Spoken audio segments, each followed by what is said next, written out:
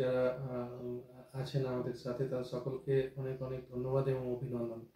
আজকে একটা জিনিস দেখুন, তৃণমূল কংগ্রেস বিশেষ করে এই যে লোকসভা নির্বাচন যে দামামা বেজে গেছে বা লোকসভা নির্বাচনের দিনক্ষণ ঘোষণা হয়ে গেছে, আমরা তো এইভাবে রাজনীতি করি না। তৃণমূল কংগ্রেস সারা বছরই মানুষের সাথে থাকে, মানুষের পাশে থেকে কাজ করে।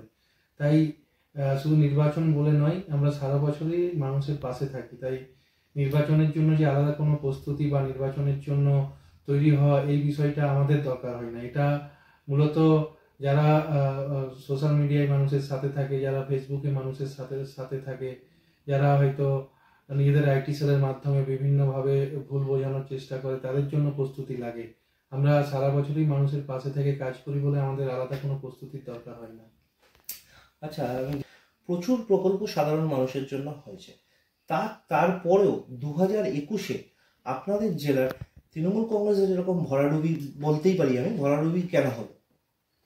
দেখুন, প্রথমত হচ্ছে যে আজকে বিশেষ করে আমাদের মামাটি মানুষের সরকার, আমাদের মাননীয় মুখ্যমন্ত্রী মমতা বন্দ্যোপাধ্যায়ের নেতৃত্বে যেভাবে আজকে সারা গ্রাম বাংলায় কাজ হয়েছে, বিশেষ করে আমাদের যদি জেলার কথা ধরা হয় পুরুলিয়াতে, আজকে যে পুরুলিয়া আজ থেকে 10-11 বছর আগে পুরুলিয়ার অবস্থা, যেখানে রাস্তাঘাট ভালো ছিল না, যেখানে বিভিন্ন ক্ষেত্রে স্বাস্থ্য, কৃষি, শিক্ষা, প্রত্যেকটা ক্ষেত্রে পুরুলিয়া জেলা পরিকাঠামোগত বা অন্যান্য বিভিন্ন বিষয়ে পিছিয়ে ছিল। আজকে সেই জেলায় অনেক উন্নয়ন বিগত 10-11 বছরে মাননীয় মুখ্যমন্ত্রীর নেতৃত্বে হয়েছে। আজকে পুরুলিয়া জেলাতে বিভিন্নভাবে ইঞ্জিনিয়ারিং কলেজ, মেডিকেল কলেজ, আজকে পুরুলিয়া জেলাতে আরও অনেক ধরনের কৃষি সেচ ব্যবস্থা, প্রত্যেকটা ক্ষেত্রে পুরুলিয়ার উন্নয়ন হয়েছে। আজকে যে পুরুলিয়াতে পানীয় জলের অভাব ছিল, সেই পুরুলিয়া আজকে বাড়িতে বাড়িতে পানীয় জলের যে ব্যবস্থাপনা, সেটা কাজ চলছে।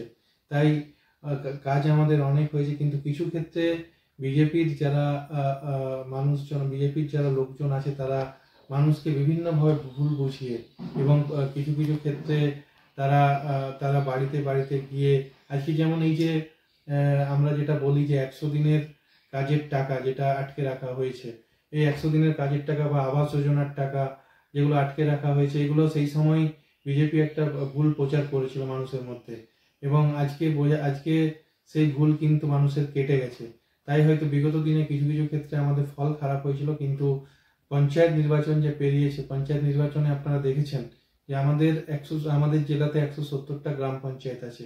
এই 170টা গ্রাম পঞ্চায়েতের মধ্যে আমরা 130টা গ্রাম পঞ্চায়েতে জয়লাভ করেছি এবং মানুষ আমাদের আশীর্বাদ করেছেন, এবং তার সাথে সাথে প্রায় 20টা পঞ্চায়েত সমিতি এবং 45টা জেলা পরিষদ আসনের মধ্যে 45টার মধ্যে আমরা 42টাতে জয়লাভ করেছি। তাই এত বড় জয় আমাদের এই বিগত পঞ্চায়েত নির্বাচনে হয়েছে। এই নির্বাচনেও মানুষ আমাদের আশীর্বাদ করবেন আমাদের এই কাজের নিরিখে। আপনাদের এবার ভোট চাওয়ার পন্থাগুলোর মধ্যে কিছু অভিনব কিছু থাকছে, কি বলে চাইবেন ভোট? অবশ্যই উন্নয়ন তো আমাদের সামনে আছে, উন্নয়নকে সামনে রেখেই আমরা মানুষের কাছে যাই, এবং তার সাথে সাথে মাননীয় মুখ্যমন্ত্রীর যে বিভিন্ন প্রকল্প, আজকে লক্ষ্মীর ভান্ডার থেকে শুরু করে, আজকে কন্যাশ্রী থেকে শুরু করে, স্বাস্থ্য সাথী থেকে শুরু করে, প্রত্যেকটা প্রকল্পই গ্রাম বাংলার প্রতিটা বাড়িতে মানুষ সুবিধা পাচ্ছে। এই প্রকল্পগুলিকে সামনে রেখে অবশ্যই আমরা মানুষের কাছে যাব।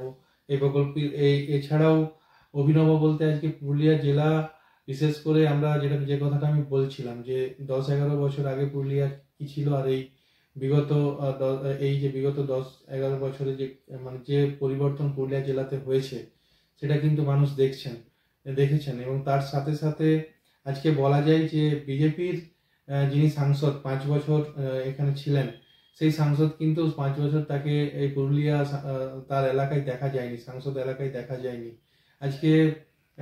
আজকে বিভিন্ন ক্ষেত্রে এই পুরুলিয়ার সাংসদ শুধু বিভিন্নভাবে মানুষকে ভুল বুঝিয়েছেন, এবং তার যে সাংসদ তহবিলের যে টাকা, সেই টাকাও তিনি খরচা করতে পারেননি। আজকে এরকম বিভিন্নভাবে মানুষ সেটা বুঝেছেন, এবং অবশ্যই এই বিষয়গুলো নিয়ে আমরা মানুষের কাছে যাব। আপনার ওপর তৃণমূল কংগ্রেসের শীর্ষ নেতৃত্ব পরপর 3 বার ভরসা রেখেছে। লোকসভার মতো ক্রুশিয়াল টাইমেও আপনাকে পুনরায় জেলা সভাপতির দায়িত্ব দিয়েছে। তো এই দায়িত্বটা দেওয়ার পেছনে নিশ্চয়ই যে উচ্চ নেতৃত্বের একটা ভরসা আছে, পুরুলিয়া সিটটা আপনি জিতবেন। তার জন্য যে ক্যান্ডিডেট হয়েছেন সে রাজ্যের মন্ত্রী ছিলেন, পূর্বে জেলার সভাপতিও ছিলেন। ক্যান্ডিডেট কেমন বা জেতার উপায়টা কি? দেখুন, ক্যান্ডিডেট আমাদের যিনি হয়েছেন অবশ্যই মমতা বন্দ্যোপাধ্যায়ের আশীর্বাদ ধন্য প্রার্থী এবং পুরুলিয়ার অনেক পরিচিত মুখ। তাই ক্যান্ডিডেট নিয়ে আমাদের অবশ্যই কিছু প্রশ্ন, মানে ক্যান্ডিডেট অবশ্যই সকল মানুষের কাছে তিনি গ্রহণযোগ্য। তাই আমাদের প্রচার এটা একটা এক্সট্রা লাভ হবে আমাদের, যেহেতু ক্যান্ডিডেট পূর্ব পরিচিত, আমাদের জেলারই 10 বছরের মন্ত্রী, তিনি জেলা সভাপতি ছিলেন এবং ওনার বাবা এখানকার বিধায়ক ছিলেন, উনি 6 বারের বিধায়ক। তাই একটা পরিচিত মুখ, অবশ্যই এটা আমাদের ক্ষেত্রে অনেক ভালো। এবং তার সাথে সাথে আমরা মানুষের কাছে যাব। আমরা তো একটা কথা আপনারা জানেন যে আমাদের প্রার্থী যেই হোক, আমাদের মমতা বন্দ্যোপাধ্যায়ের আদর্শকে সামনে রেখে এবং মমতা বন্দ্যোপাধ্যায়ের এই উন্নয়নকে সামনে রেখে আমরা মানুষের কাছে যাই। তাই প্রার্থীর সাথে সাথে প্রত্যেক প্রার্থী যেহেতু পরিচিত মুখ, এটা আমাদের একটা এক্সট্রা পাওনা বলতে পারেন, এবং এই বিষয়গুলো নিয়ে আমরা মানুষের কাছে যাব। এবার আসি, কিছুটা দুর্নীতি নিয়ে ডামাডোল হয়েছে বেশ কিছুদিন ধরে, সন্দেশখালী উত্তপ্ত ছিল উত্তর 24 পরগনা জেলার। তার এফেক্টটা বিরোধীরা বলছে গোটা রাজ্যে পড়বে, আপনি কি বলছেন? দেখুন, আজকে নির্বাচনের প্রাক্কালে অবশ্যই সন্দেশখালীর কি ঘটনা হয়েছে সেটা বিষয়টা পুরো প্রশাসনিকভাবে দেখা হচ্ছে, পুলিশ দেখছে, তদন্ত হচ্ছে। কিন্তু বিষয়টা নিয়ে যেভাবে আজকে বিরোধীরা সেটা নিয়ে রাজনীতি করার চেষ্টা করছে, এটা খুবই দুর্ভাগ্যজনক।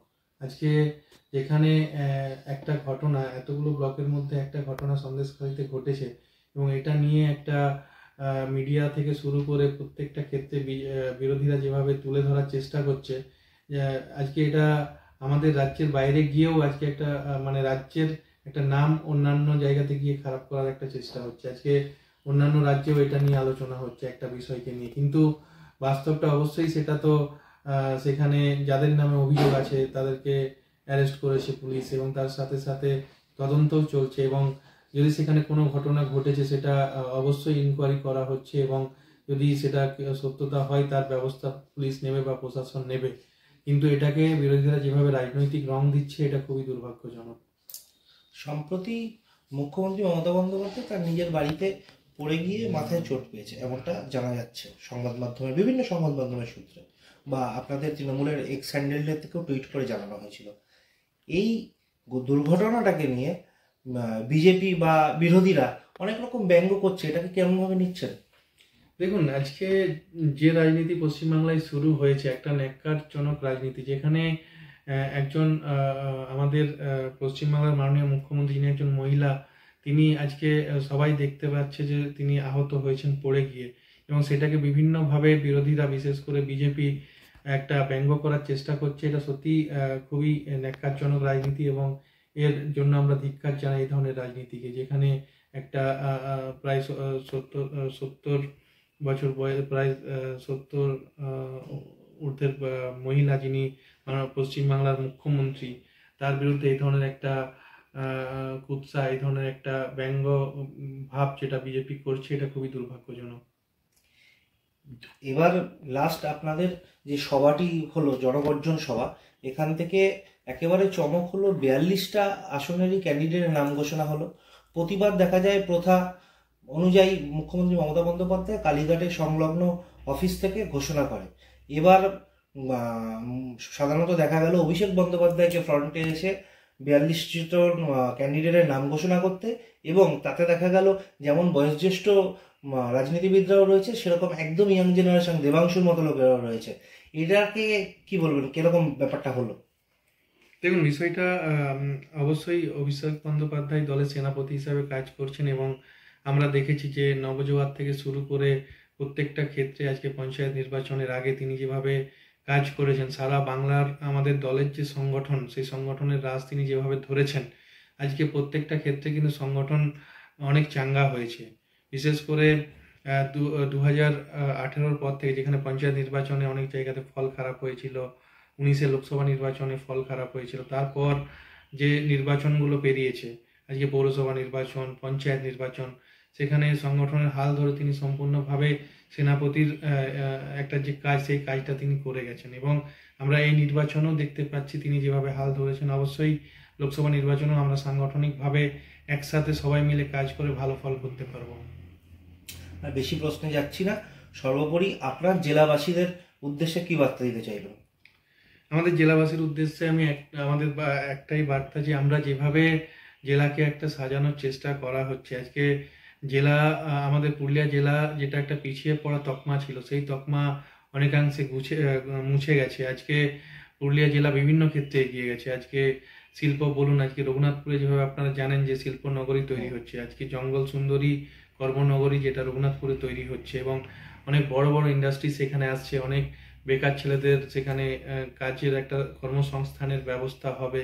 তার সাথে সাথে আজকে শিল্প যেভাবে হচ্ছে, আজকে কৃষিতেও আমরা দেখেছি যে পুরুলিয়াতে এক ফসলি জমি ছিল, সেখানে আজকে বিভিন্নভাবে মানুষজন কৃষিতে এগিয়ে আসেন, এবং চাষের জন্য যে সেচ ব্যবস্থা বা অন্যান্য পুকুর খনন করা, এই সকলের কাজ আজকে আমাদের জেলাতে হচ্ছে বা হয়েছে।